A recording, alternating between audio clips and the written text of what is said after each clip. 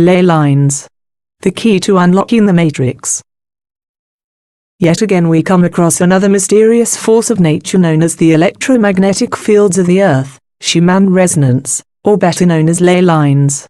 The rediscovery of ley lines in this century is unveiling, apocalypse. Greek for unveiling, the secrets of nature. Ley lines are the luminous strands that many are pulling at today, hardly suspecting what riches lay at the end of these subtle light lines. All ley lines lead to the planetary grid, the primary light and energy matrix, creating, enveloping, and maintaining planet Earth, our Gaia. What are ley lines? A ley line is a straight fault lining the Earth's tectonic plates. This is a scientific fact. Through these cracks in the Earth's tectonic plates, the magnetic energies released are very powerful indeed.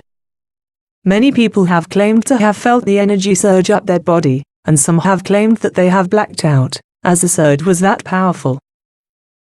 How long have human beings known about ley lines? Our ancestors have known about these lines for thousands of years. Every race and culture on the planet has known about these lines, yet everyone had different names for these lines. All we need to do is to look at the ancient cultures of the Earth. Take the native Indians of the United States. They used to call ley lines spirit lines, and their shamans used to use the electromagnetic energy in these lines to help them contact the spirits. They even designed their medicine wheel on the spirit lines, as they knew that these lines followed a straight round line. How did they know about these lines and the energies that they give off? The answer is simple: the sky gods told them. In Europe we are led to believe that the Druids called them mystical lines. In Wales they used the same name as Eastern countries. They called them dragon lines. We know that Eastern countries called them dragon lines as the sky gods flew in dragons along these lines. The Aboriginal people of Australia call these lines dream lines. Once again they claim that knowledge was passed on to them from the sky gods.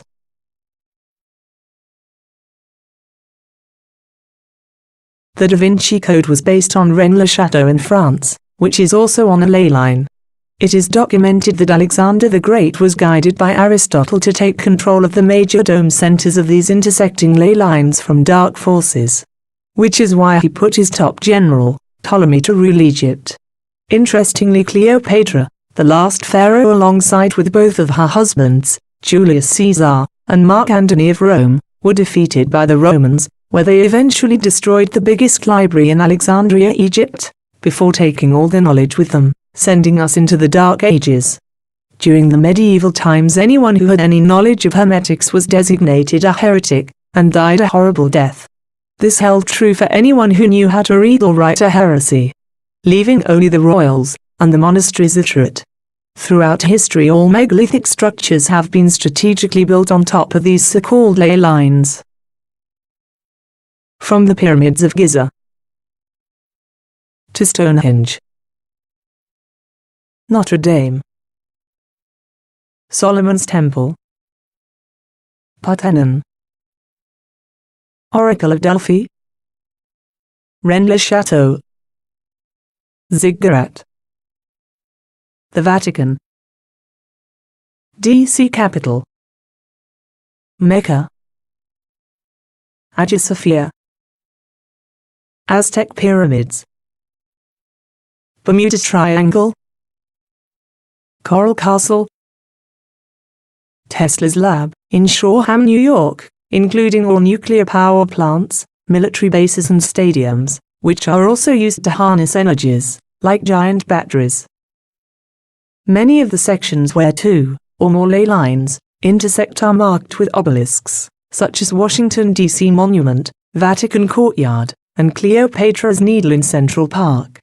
These electromagnetic lines of the Earth are its veins and receive its energies from the sun that connects and affects every living thing on this planet.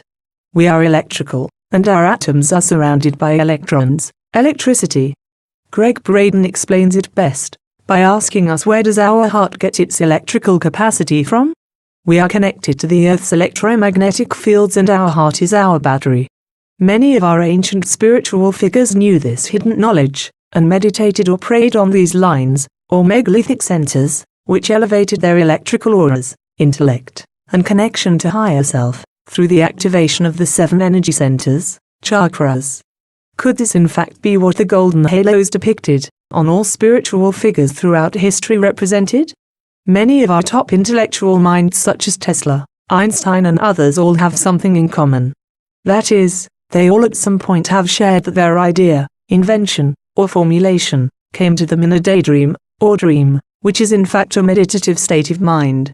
For example, Einstein was very knowledgeable on the physics of the Kabbalah, and Tesla became very close with Swami Vivekananda, where through Swami's teachings, realized that his ideas, that would come to him in a aha moment, were coming from his close interaction with these ley lines, allowing him to access Akashic records. Nikola Tesla, who was born during a terrible thunder and lightning storm, used these ley lines to conduct his famous tower, which would give free energy to all.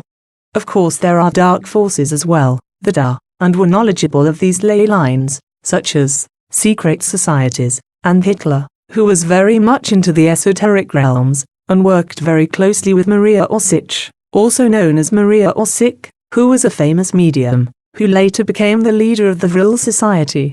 Might I also add that days before the last blood moon, on September the 28th, 2015, the Pope came to the US. He gave a speech at the Capitol, and then came to New York, where he went from Times Square to Cleopatra's Needle, in Central Park, and ended his trip at the Liberty Bell, in Pennsylvania. Coincidentally, he went through key ley line points. Perhaps hidden esoteric knowledge? It is interesting, and we should take notice that the Swiss lab, CERN, and the Brookhaven lab in New York, both sit on ley lines, and both of these labs have a hadron collider that directly impact these ley lines negatively, and/or positively. CERN lab is the father of the internet, and if you look at the hadron collider at CERN, you will notice it strongly resembles a web. Outside of CERN sits a large dome with an opening on top, same as the dome at St. Basilica, in Rome, as well as the dome on the Capitol building, and same as the top dome of Nikola Tesla's tower. In addition, this lab has a large statue of the Hindu goddess of destruction, Kali, right in front of its greeting entrance. Seems that there is a concentrated effort to affect and manipulate the Earth's electromagnetic fields using these technologies. In a JFK and Eisenhower speech, they both warned the public, in detail, and refer to this well-coveted group of elites as technocrats for a reason. By controlling or influencing the geoelectrical grid, they can affect the Earth, and also directly can control our thoughts and emotions artificially, because we are all connected to Gaia. Registering, digesting and ultimately transmuting is the key. We can change the channel if we choose, turn down the volume, fine-tune the specific radio band. The grid engineer has the potential for transmuting, freeing the inherent energy by releasing it from its form of bondage, the solar, celestial energies, by intelligent interfacing with the electromagnetic, 1746 grid, through any of the 144 planetary round-table holograms, or terrestrial zodiacs on Earth. This grid, we must remember, is the golden alchemical bowl of electromagnetic opposites, and the potential of our transfiguration from gravitationally bonded humans to humans of light, also known as ascension.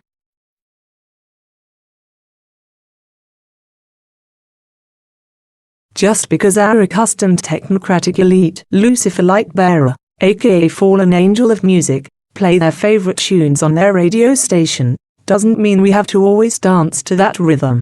We can change the channel and learn how to use the electromagnetic grid to play a more harmonic tune. Maybe they need a machine because it is only a handful of technocrats attempting to control the masses. When enough are awake and aware, the machine is no match for us. Love and empathy for humanity is key, and right now we are still lacking this, due to the lack of true knowledge. Instead, we are all quick to step on each other's toes to get to where we think we need to be in business, our personal lives, and even within the spiritual communities. The beehive is fragmented, programmed, compartmentalized and not jiving together, which is needed to thrive together. The introduction and understanding of the reality of the local celestial zodiac clock system brings us to the possible interaction between the human and the grid. This is where the grid engineer and knight of the Holy Grail become one. Alchemy. This unification of seeking the Grail and serving the grid is played out in the local geomancy of the zodiac landscape, and our direct involvement in this terrestrial grid system through a heightened consciousness interaction within a local zodiac complex. It may sound like a sci-fi movie to you, but these energy points all exist, and even more so, these technocratic elite make all their decisions and agendas based on this celestial terrestrial knowledge. So you better sit up, take notice, and start your diligent research to unveil what they know, for we are in an information war. If you don't know the game, then you are no match for the current architects, and that is exactly what they plan on. But how does an ascended individual, voluntarily, consciously experience this huge planetary round table?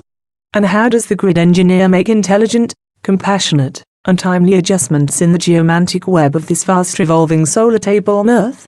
You are reading this because you are meant to unlock more hidden truths in order to better understand who we are, and how we relate to this planet.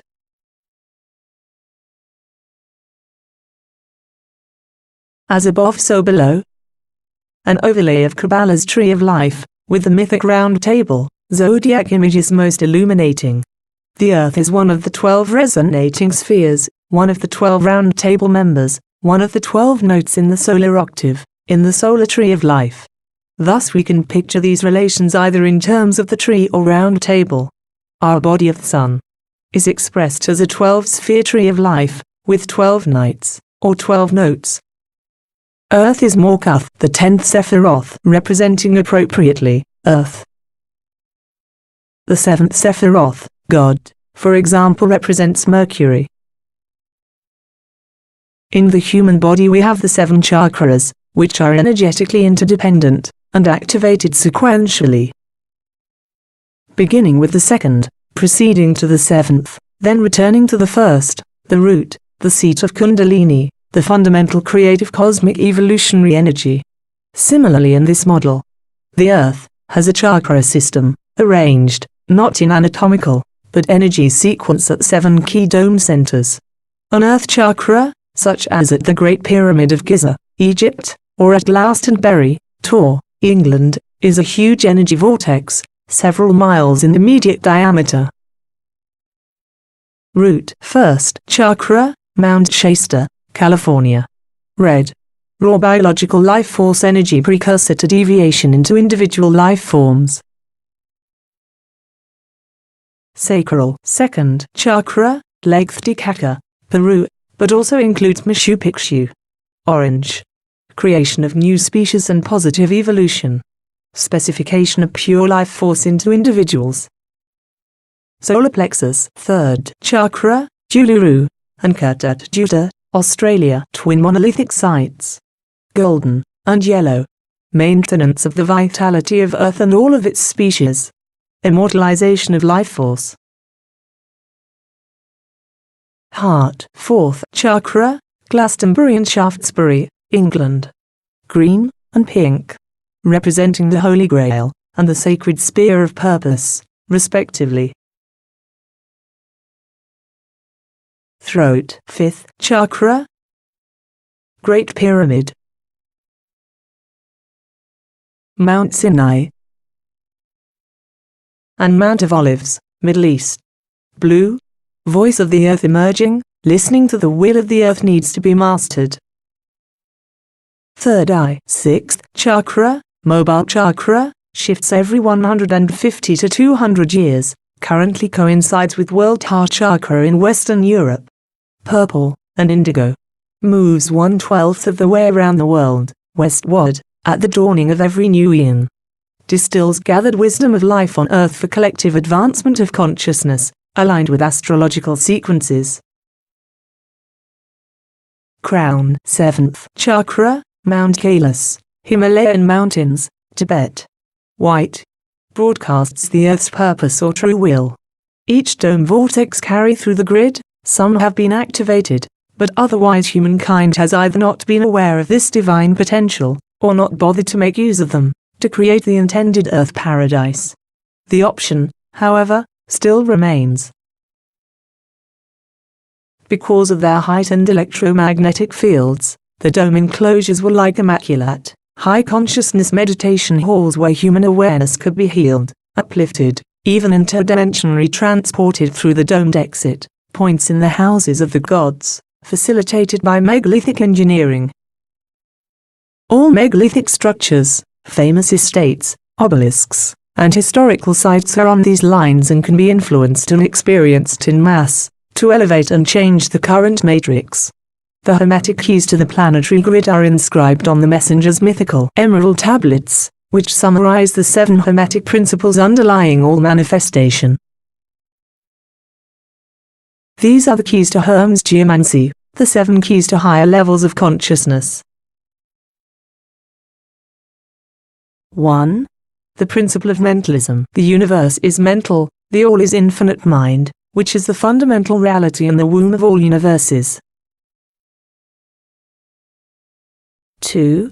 The principle of correspondence. Whatever is below is like unto that which is above, and whatever is above is like that which is below, to accomplish the miracles of the One. 3. The principle of vibration. Nothing rests. Everything moves and vibrates.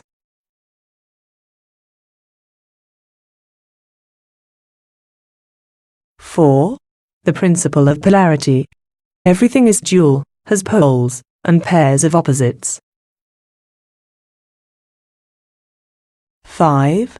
The principle of rhythm. Everything has its tides, its rise and fall, its equal pendulum swings to the right and left, its peaks and troughs. 6. The principle of causation. Every effect has its cause, every cause has its effect, all proceeding by law, never by chance. 7. The principle of gender. Everything has its masculine and feminine aspects. Experiential knowledge of Hermes principles through meditative interfacing with the Earth grid leads us into the secrets of geomancy. I believe that if more are aware of this natural phenomenon, break our mental bonds to the material matrix, and take action locally, as groups on these ley lines, that can be found all over the planet, then we can take back what is rightfully ours, and positively manifest paradise on Earth. As the true empathetic, intellectual light beings, we were intended to be human. Hu equals light being. Knowledge is power and applied knowledge is freedom.